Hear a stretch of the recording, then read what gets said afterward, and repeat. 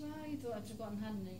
Yes, in all honesty, I had totally and utterly forgotten that I was supposed to be doing a vlog catch-up this week. I have also yet to record my vlog, but I will have time to do that tomorrow. So, as it was always going to be uploaded sort of either today or tomorrow, my usual weekly vlogs on random stuff, then it is going to be done on time. But this one, I had forgotten. I fully intended to do it on Friday, actually, or at least yesterday, and it never happened.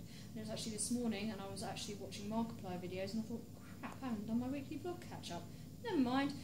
This week, again, has been mostly work, but I am still going strong on my course, and I'm really enjoying it. It's a proper Microsoft qualification that I will have at the end of it, which is really good, and I really didn't know that there was so much that I didn't know. I thought I was quite good at Word, and then it turns out there's loads of stuff that I didn't even know it could do. So it's actually been a really useful course, and I've already been able to put a lot of it into place. The other really big thing in my life, at least anyway, this week, is the fact that, no, I'll come to that last. Also, big news in my office this week has been that it seems like half the office is pregnant at the moment, and either people are saying I'm next, or that as it comes in threes, I get a little bit of respite. I'm not going to be having kids anytime soon.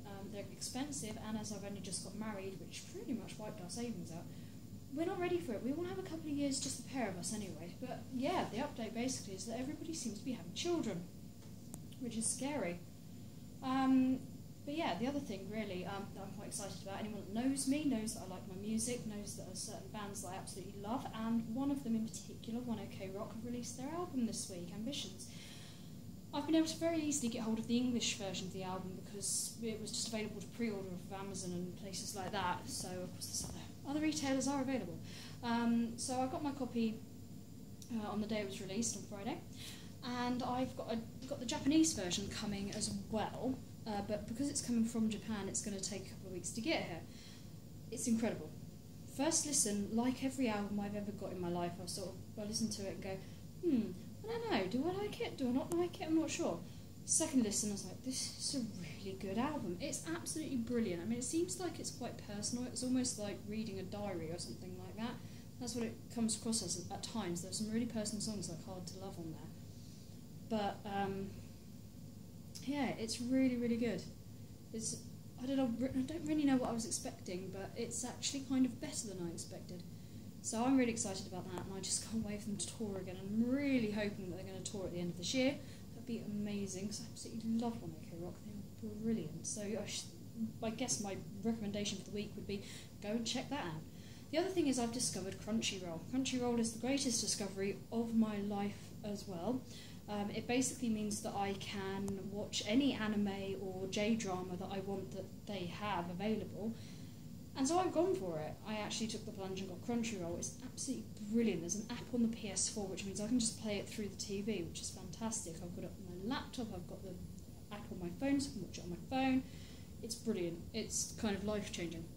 And like everybody in the world, I kind of got a bit obsessed with Yuri on Ice.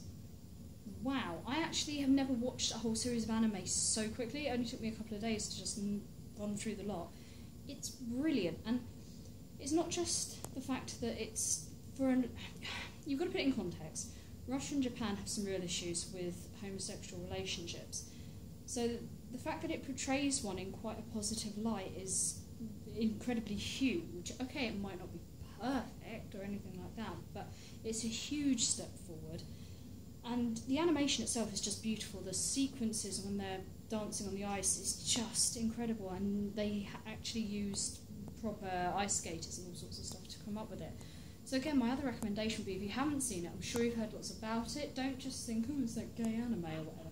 It's absolutely brilliant, and the whole theme is about love, and it's different forms of love. So it's not just love between the two main characters of Yuri and Victor, but there's all sorts of innocent love, there's that kind of passionate love, there's love for family and friends, and it's just an incredibly interesting theme to explore in this kind of way of exploring it. So I would definitely recommend Yuri on Ice. So that's my brief catch-up, I suppose, not so brief, 5-minute catch-up, and I will try and get these out on a more regular basis. I will try to stop forgetting. So until next time, sayonara.